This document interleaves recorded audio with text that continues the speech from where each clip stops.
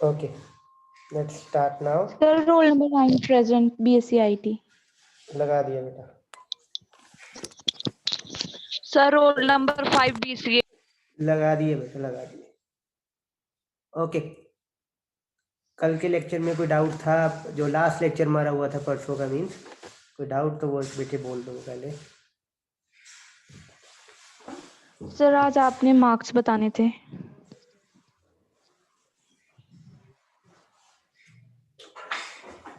MST के।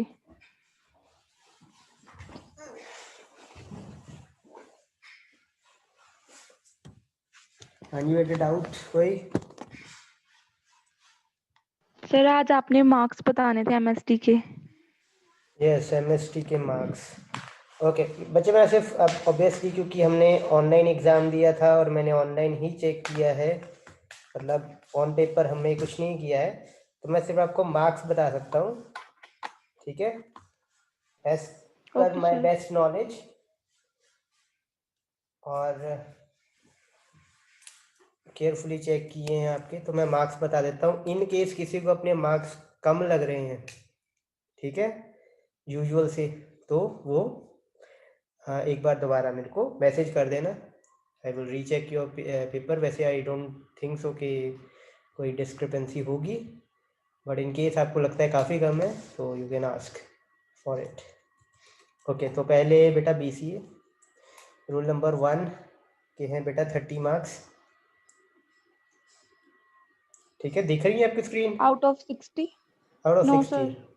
No sir. चलो, no issues, सुनते जाओ अपने marks. Roll number 3। Sir white screen दिख रही है। यस बेटा। Roll number 3 50 marks 50। Roll number 4 40 marks. Roll number 5 22। Roll number 6 50। Roll number 8 37। Roll number 9 28। Roll number 10 49।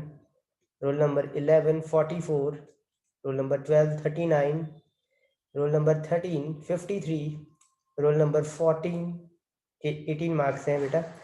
Roll number 15 के 33। Roll number 16 57। Roll number 17 48। Roll number 18 48। Roll number 19 11। Roll number 20 45। Roll number 21 42। 22 के 31। Roll number 23 के 22 हैं। Roll number 24 के 42 हैं। Roll number 25 के 46 हैं। 26 roll number के 23 हैं। 27 रोल नंबर के 19 हैं। रोल नंबर 28 के 23 हैं। 29 के 43 हैं। रोल नंबर 30 और 31 दोनों के 40 मार्क्स हैं। 32 के बेटा 24 मार्क्स हैं। 34 के 31 मार्क्स हैं। 35 के 28 मार्क्स हैं। 36 के 44 मार्क्स हैं। 37 के 35 मार्क्स हैं। 38 रोल नंबर के 21 मार्क्स हैं। 40 रोल नंबर के 24 मार्क्स हैं। बाकी के बच्चे एब्सेंट होगा, ठीक है। सर रोल नंबर के बता दो प्लीज। 1 बाय 1 बेटा, दोबारा बोलना। Sir role number 8। Role number 8 BCA 37 marks है। सर 11 12 के 11 के बेटा 44 है। रोल नंबर 12 के 39 है। सर 36 रोल के नंबर। सर रोल नंबर 20 का बता दो। बेटा सारे तो बोलने हैं मैंने, सुने नहीं आपने? चलो दोबारा बोलो। रोल नंबर 13 के बेटा 53 मार्क्स है, 53। और ओके। रोल नंबर 20 के 45 मार्क्स है, 45। ठीक है, दैट्स इट। अब किसी को लगता है सर कि 36 सर 25 किसके बेटा 20 रोल नंबर के 45 है 36 बेटा। सर। हाँ जी सर। 20 रोल सर नंबर के 36 के ओके सर। 20 रोल नंबर के 45 मार्क्स है बेटा, 4 और 5। 36 रोल नंबर के बेटा 44 मार्क्स है, 44। ठीक है, दैट्स इट। IT के बताऊं? रोल नंबर 13 13 के बताने। बेटा रोल नंबर 13 के हैं 53 मार्क्स हैं, ओके सर। 53। ओके, IT बेटा आप अपने मार्क्स सुन लो। रोल नंबर 1 49 मार्क्स है। रोल नंबर 2 59 मार्क्स है। रोल नंबर 3 31 मार्क्स है। रोल नंबर 4 33 मार्क्स हैं। रोल नंबर 6 35 मार्क्स हैं। रोल नंबर 7 48 मार्क्स हैं। Role number 8 52। Role number 9 45 marks है। रोल नंबर 10 32 मार्क्स हैं। रोल नंबर 11 36 मार्क्स हैं। और रोल नंबर 13 33 मार्क्स है। बाकी किसी का नाम नहीं है तो वो एब्सेंट है। Sir roll number 7। 7 के बेटा 48 मार्क्स है। Thank you sir. हाँ, तो दो बच्चे जिन्होंने एक्सेप्शनली अच्छा पेपर किया है, वन फ्रॉम आईटी 59 मार्क्स हैं, रोल नंबर 2। और बीसीए में बेटा एक बच्चा था जिसके 57 मार्क्स हैं, रोल नंबर 16। सो बाकियों के भी जिनके 50 प्लस है, 40 प्लस है, they are doing it well. अच्छा कर रहे हो बेटा, इम्प्रूव करो। 40 वाले इम्प्रूव करो ताकि आपके मार्क्स 50 में आ सकें, और 50 वाले इम्प्रूव करो ताकि आपके लेट 50s में मार्क्स आए, और हो सके तो 60 मार्क्स भी आए फाइनल में, क्योंकि मैथ्स है, ऑब्वियसली आपके मार्क्स आ सकते हैं 60 भी। एंड 21 वाले बच्चे पास हैं, 21 ऑनवर्ड्स वाले पास हैं। कुछ ही बच्चे हैं जो ऑब्वियसली फेल हुए हैं, 3-4 बच्चे हैं बीसीए में। बेटा इम्प्रूव करो। आई गेस आपकी कोई प्रॉब्लम होगी, तैयारी नहीं हुई होगी, बट ऑब्वियसली अब फाइनल में अच्छा परफॉर्म करना है। कोई आपको प्रॉब्लम है किसी भी तरह की तो पूछ लेना। तो स्टार्ट करें बेटा, आज का लेक्चर स्टार्ट करें।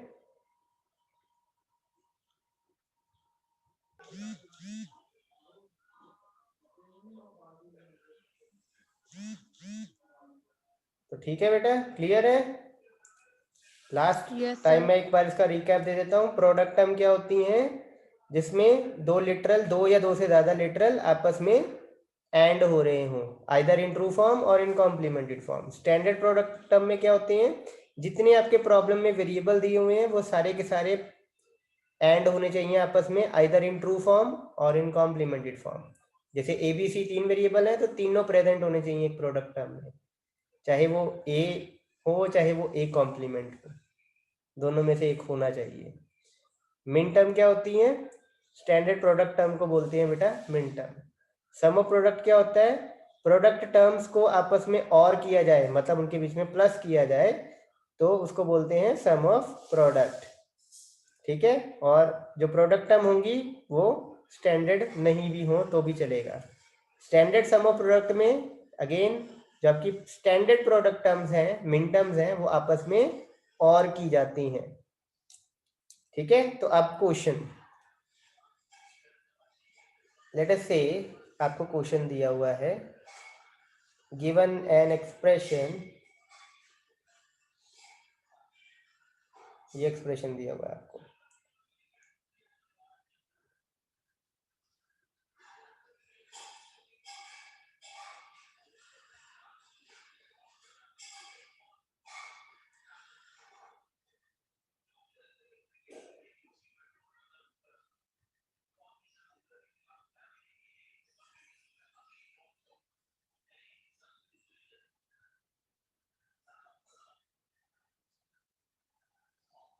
ठीक है, ये एक्सप्रेशन दिया हुआ है।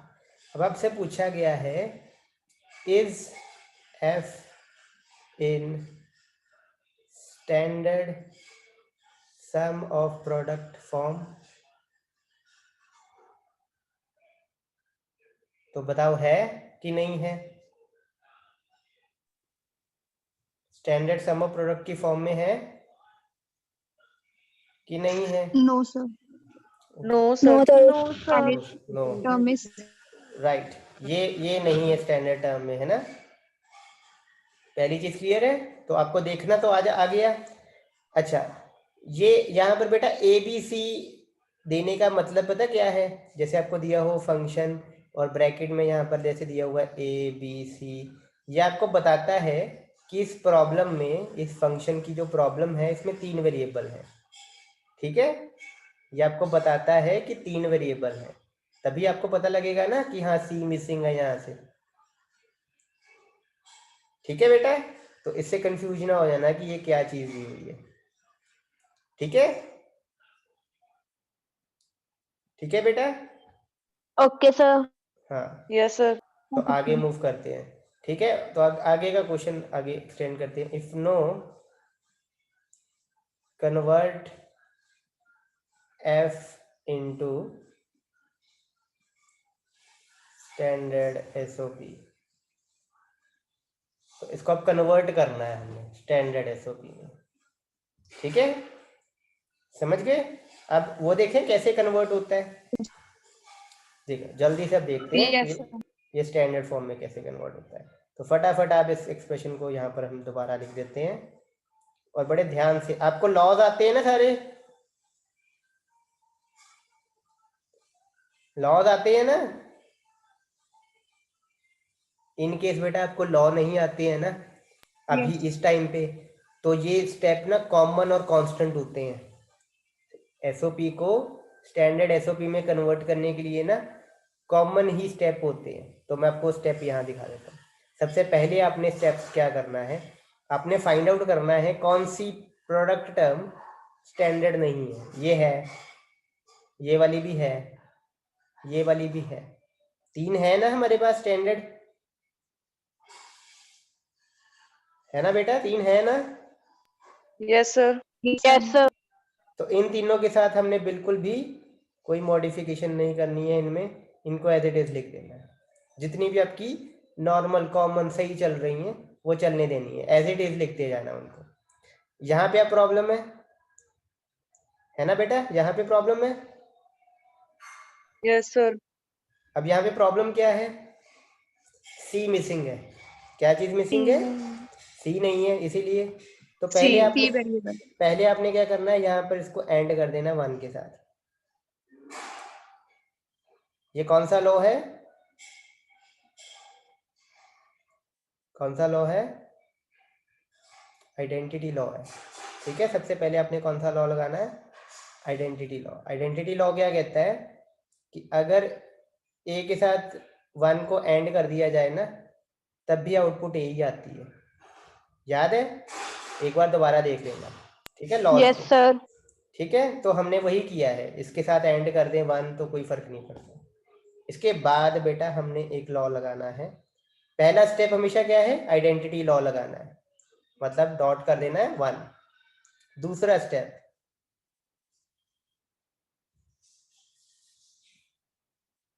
ठीक है, ये मैं एक ही बार लिख रहा हूं, अगली बार मैं बस इसको एज इट इज ही डाल दूंगा। ठीक है, तो अगला हमारा लॉ है, हमने कौन सा, ये कौन सा लॉ है बेटा? इनवर्स लॉ है ना? इनवर्स लॉ है ना ये।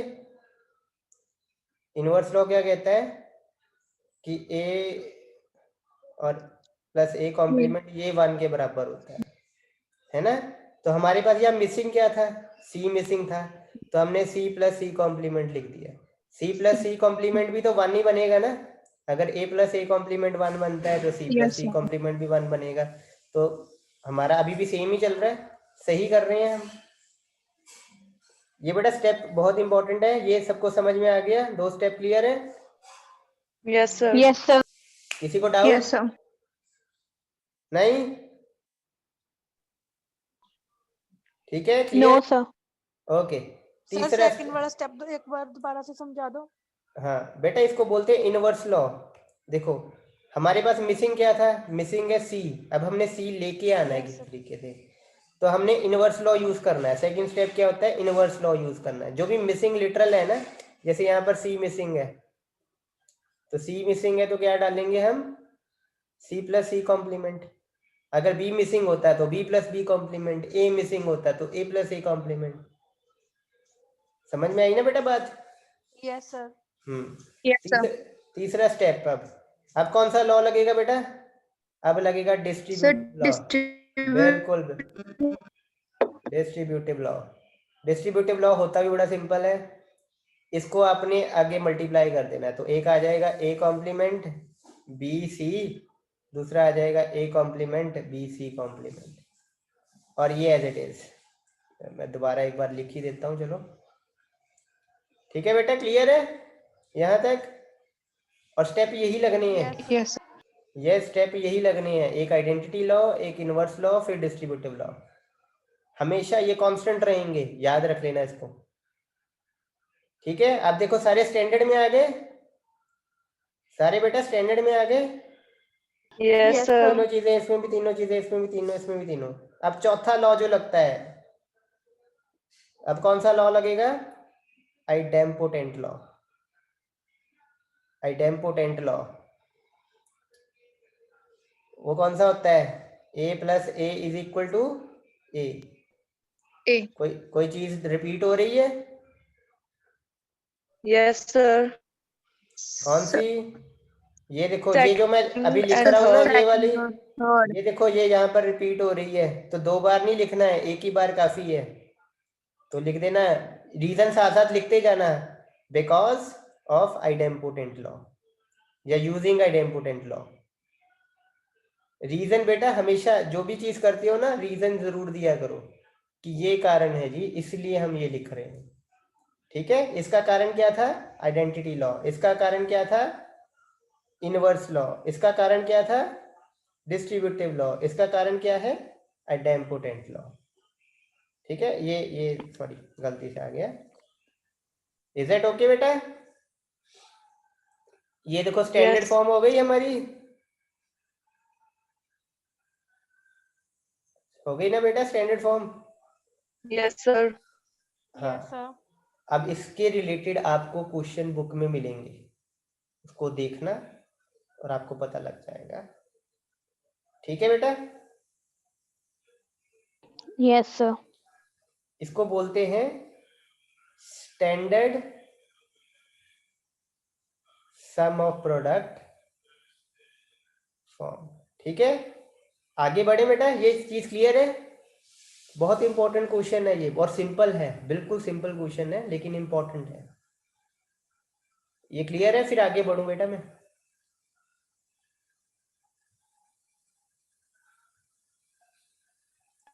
Yes, sir.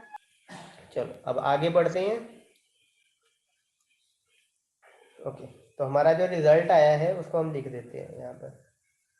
रिजल्ट क्या आया हमारा? A complement. ठीक है, वो क्वेश्चन खत्म हो चुका है। अब अगला क्वेश्चन मैं एक्सप्लेन कर रहा हूँ, अगला टॉपिक एक्सप्लेन कर रहा हूँ। बड़े ध्यान से देखना इसको। ठीक है, और ये अगर पूरा नहीं हो पाया तो यहीं से कल कंटिन्यू करेंगे। तो अब बड़े ध्यान से सुनना, ये कौन सी फॉर्म थी बेटा? Standard SOP form. एक बेटा फॉर्म होती है कैनोनिकल एसओपी फॉर्म भी होती है। अब वो बताता हूं मैं, कैनोनिकल एसओपी फॉर्म क्या होती है। आपका ये एफ ही है ना, F is equal to this. तो कैनोनिकल एसओपी फॉर्म में ना ये सिंबल बेटा यूज होता है, इसको आप समेशन बोलते हो ना, बोलते हो ना, सिग्मा समेशन कुछ Yes, sir. बोलते होगे। तो इसमें रिप्रेजेंट होता है, और Yes, sir, ब्रैकेट में ना, ब्रैकेट में कुछ नंबर होते हैं यहाँ पे। अब वो कौन से नंबर होते हैं वो देखते हैं। ठीक है, समझ में आया बेटा? कैनोनिकल एसओपी फॉर्म क्या होती है? सिग्मा ब्रैकेट, और इस ब्रैकेट के अंदर कुछ नंबर होते हैं। ये बेसिकली सिंबल है किसका? मिन टर्म का। स्टैंडर्ड सम ऑफ प्रोडक्ट में मिन टर्म्स ही होती है ना बेटा? मिन Yes, sir. टर्म्स ही हाँ, तो ये मिन टर्म्स का सिंबल है सिग्मा। तो अब मैं बताता हूँ वो नंबर कैसे लिखते हैं। ठीक है, हाँ, तो बेटा नंबर अब ऐसे लिखते हैं। देखो, आपके पास 3 वेरिएबल है, ए बी सी। तो हमेशा याद रखना, ये देखो आपके 3 वेरिएबल हैं, तो 8 कॉम्बिनेशन बनेंगे। ये रफ वर्क में बना लेना, ठीक है, फेयर में नहीं बनाना है, रफ वर्क में। ठीक है, 8 कॉम्बिनेशन होते हैं, इसको बड़े ध्यान से सुनना। 0 आपका ट्रुथ टेबल यहाँ बना लेना, 0 1 0 1 0 1 0 1 0 0 1 1 0 0 1 1। ठीक है, और 4 0 4 1। अब बड़े ध्यान से सुनना बेटा, ये बात याद भी रखना। जब आपका ना आपकी एसओपी जो होती है, मिन टर्म जो होती है, ये हमने 1 बनानी होती है। ठीक है, मिन टर्म क्या बनानी होती है, मतलब मिन टर्म ये जैसे ये है ना, ये प्रोडक्ट टर्म को बोलते हैं ना min term, standard product term, ये हमने क्या बनानी है, 1 1 बनानी है। अब 1 बनाने के लिए बेटा आपको इतना पता है कि अगर 3 चीजें एंड हो रही हैं तो ये इसका आउटपुट 1 कैसे आएगा, कब आएगा 1 इसका आउटपुट, सर तीनों 1 तीनों 1 होने चाहिए तब ये 1 आएगा। ठीक है, समझे ना बात, यस सारे समझे Yes. बेटा, सारे समझे ना। मिन टर्म Yes, क्या sir. बनानी होती है, 1, और 1 कब होगी, जब ये तीनों लिटरल 1 होंगे। तो अब मिन टर्म में ये भी 1 होना चाहिए, ये भी 1 होना चाहिए, ये भी 1 होना चाहिए, और ये भी 1 होना चाहिए। अब देखो ये 1 बनाने के लिए, इसको 1 बनाने के लिए मतलब ये भी 1 होगा, ये 1 होगा ना, ये भी 1 होगा, और ये भी 1 होगा, राइट, तीनों 1 होंगे, राइट। यस सर ये 1 तभी आएगा अगर ये तीनों 1 होंगे। मतलब सी जो होगा, सी क्या होगा, सी 1 नहीं होगा, क्योंकि सी तो ट्रू फॉर्म में ही है। सी अगर 1 होगा तभी ये आपकी ये चीज 1 होगी, है ना, राइट बेटा। Yes sir. और बी भी आपका Yes, 1 sir. होगा, बी भी आपका 1 होगा, तभी आपका ये चीज 1 होगी, है ना। और लास्ट बड़े ध्यान से सुनो, ए कॉम्प्लीमेंट 1 करने के लिए ए क्या होगा, ए 0 होगा, तभी उसका 0. कॉम्प्लीमेंट होके ये ए कॉम्प्लीमेंट 1 बनेगा, है ना। बात समझ में आई है बेटा, या आप इसके ऊपर लिख सकते हो ऐसे 1 1 और ये 0। ये बात समझ में आई बेटा सभी को, यस सर हाँ।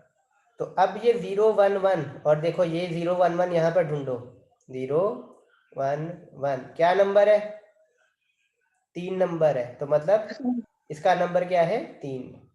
ऐसे ही कल बेटा सभी के नंबर फाइंड आउट करके लाना, यहीं से कंटिन्यू करेंगे, और किसी की अटेंडेंस रह गई है तो वो मेरे को मैसेज कर देना पर्सनल, ग्रुप में नहीं बेटा, ठीक है।